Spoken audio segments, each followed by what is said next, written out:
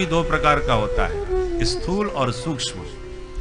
पहले बाह्य जगत में तुम्हें आंखों से जो भी दिख रहा है उसको भगवत स्वरूप देखो। देखो, सोने के अनेक अलंकार हैं, अंगूठी है, हार है, चूड़ियां हैं, न जाने कितने आभूषण होते हैं, परंतु अनेक आभूषणों में सोना तो एक ही है। उसकी आकृति अलग अलग है, नाम अलग अलग हैं, बाकी सोना एक ही है।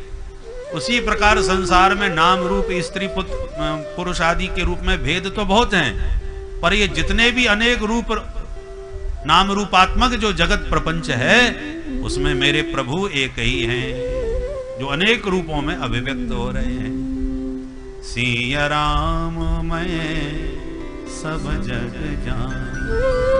तो पहले जगत में जगन्नाथ को जान लो। जब बाहर की दृष्टि ठीक होगी तब आपके भीतर की दृष्टि सही होगी, तब भीतर में दर्शन होंगे। आपकी बाहर किसी से ईर्षा द्वेष से भरे हुए हैं, किसी को बैर मान करके दिन रात उससे क्रोध से भरे हैं, द्वेष से भरे हैं, तो जब आंख बंद करोगे तो भीतर भी वही समस्याएं पैदा होंगी। चित्त जिनमें लगा रहता है चिंतन में वे ही आते हैं। प्रेमी तो याद आता ही है, पर बैरी कोई कम याद नहीं आता, बल्कि यूं कहा जाए प्रेमी से ज्यादा बैरी याद आता है। कोई कितना समझाए भी आपको कि इस बैर को त्याग दो भैया, इसमें कुछ नहीं रखा है, भूल जाओ इन बातों। अरे साहब ऐसे कैसे भूल जाएंगे, उसने जो मेरे साथ किया मैं जिंदगी में नहीं भूल सकता। बोलो राधे राधे। तो जब तक ये द्वेष क्रोध आदि हैं ये उपद्रव मचाते हैं, फिर इसलिए पहले दृष्टि को ठीक करो। जगत में अनेक अनेक रूप के ये जो जैसे अनेक आभूषणों में सोना एक है, ऐसे ही अनेक रूप रूपात्मक ये जगत जो है वो उसमें मेरे प्रभु एक हैं। हरिरेव जगत जगदेव हरि, हरि ही जगत में है, जगत ही हरि रूप है। ऐसी दृष्टि बने, यह है स्थूल ध्यान। फिर जब आंख बंद करके बैठोगे तब आपको चैन से हृदय में भी हरि का दर्शन और भाव बनेगा। आताल में तस्य ही पादमूलम, सारे विराट ब्रह्मांड का वर्णन किया। 14 भुवनात्मक ब्रह्मांड है, 7 लोग नीचे हैं, अतल बितल सुतल तलातल महातल रसातल और पाताल। ऊपर भी 7 लोग हैं, भू भुव स्व मह जन तप और सत्य। ऐसे पूरा 14 भुवनात्मक अखिल ब्रह्मांड परमात्मा का ही विराट शरीर है। और इस विराट भवन में ब्रह्मांड में ये जो भारतवर्ष है ये भगवान का हृदय स्थल है। नदी पर्वतों का भी वर्णन किया कि ये सब परमात्मा का स्वरूप है।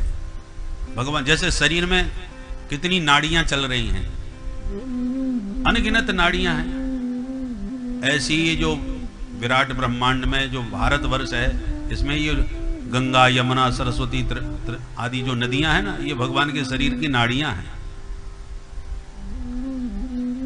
आज वो बेने भैया जो बढ़िया मालिश करते हैं, वो हमारी मालिश करते होंगे, वो दबाते होंगे, बोले महाराज हृदय से 3 नाड़ियां जुड़ी रहती हैं, एक तो लगभग काम ही नहीं करती, 2 विशेष होती हैं, और उनमें से एक गड़बड़ हो जाए तो हार्ट अटैक हो जाता है। बोलो राधे राधे। राधे राधे। तो वो अपने हिसाब से बता रहा था, पर हम विचार किए कि यही तो ब्रह्मांड में भगवान का जो हृदय क्या है, भारतवर्ष है।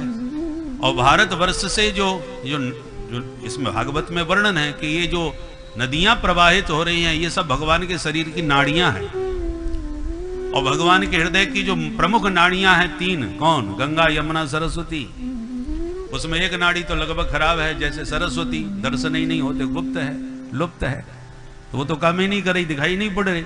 अब गंगा यमुना जो 2 नाड़ियां हैं ये सुरक्षित रहनी चाहिए। अब इनमें ज्यादा ब्लॉकेज हो गया, अवरोध कर दिया, इसकी धारा को रोक दिया तो हार्ट अटैक हो सकता है। बोलो जय सिया राम। जय सिया राम। इसलिए गंगा यमुना की अविरल निर्मल जल धारा प्रवाहित होगी तो भारतवर्ष की आध्यात्मिक ऊर्जा प्रकृति को प्राप्त होगी। बोल भारत माता की जय।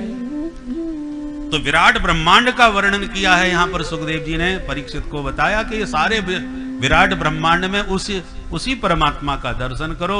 नदियां सब उनकी नाड़ियां हैं। ये जितने भी कलरव करते जो पक्षी उड़ रहे हैं रंग बिरंगे, ये सब उसकी चित्रकला है। और जो भी सुंदरता तुम्हारे मन को आकर्षित करती है, मोहित करती है, यही उनकी मुस्कान है, उसी का नाम माया है। हासो जनोन माद करी च माया।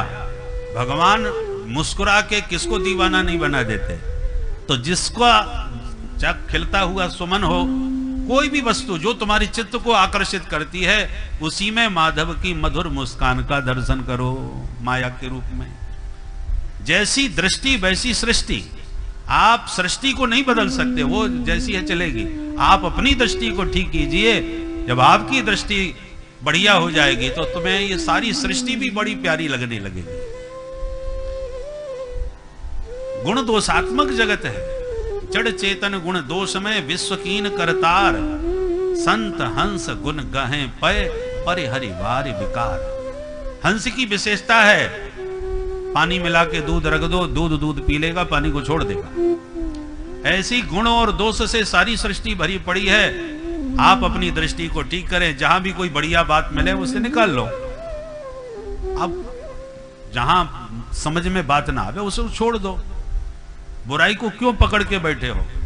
अब एक बुराई होती है तो महाराज इतना उसका प्रचार हो जाता है जबरदस्त कि लगता है सारी दुनिया इसी प्रकार की बनी हुई है। और नकारात्मक दृष्टिकोण हमारा संसार के प्रति पूरी तरह बन जाता है। बुराई के बीच में बैठे होगे, चारों तरफ बुराइयां ही बुराइयां नजर आएंगी। भजनानंदी सिद्ध संतों की सन्निधि में बैठो, उनसे भगवत चर्चा करो तो आपको लगेगा दुनिया कितनी सुंदर है, कितनी प्यारी है, सृष्टि में कैसी भगवान की चित्रकारी है।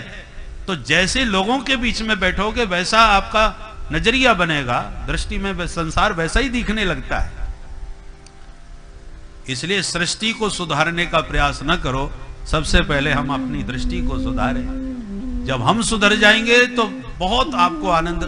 दूसरों को व्यक्ति तभी सुधार सकता है जो पहले खुद सुधरे। और आजकल हम लोग प्राय दूसरों को सुधारने में बड़ा जोर दे रहे हैं। तुम्हें ये करना चाहिए तुमसे, पर हमको क्या करना चाहिए उस पर ध्यान नहीं जाता। परिणाम ये होता है कि हम दूसरों को सुधारते परेशान है और वो कहते ये खुद नहीं सुधरे, हमें क्या सुधारेंगे। बोलो राधे राधे। उसका कोई प्रभाव नहीं होता। राम जी ने कभी प्रवचन नहीं दिया, उन्होंने अपने आचरण से उपदेश दिया। राम जी का आचरण ही प्रजा का प्रवचन हो गया। उन्होंने जो किया है सब करो। श्याम जी ने तो जो कहा है वही करो, परंतु राम जी ने जो किया है सब करो, क्योंकि वो मर्यादा पुरुषोत्तम है। उन्होंने आचरण से ही प्रवचन किया है, उपदेश दिया है।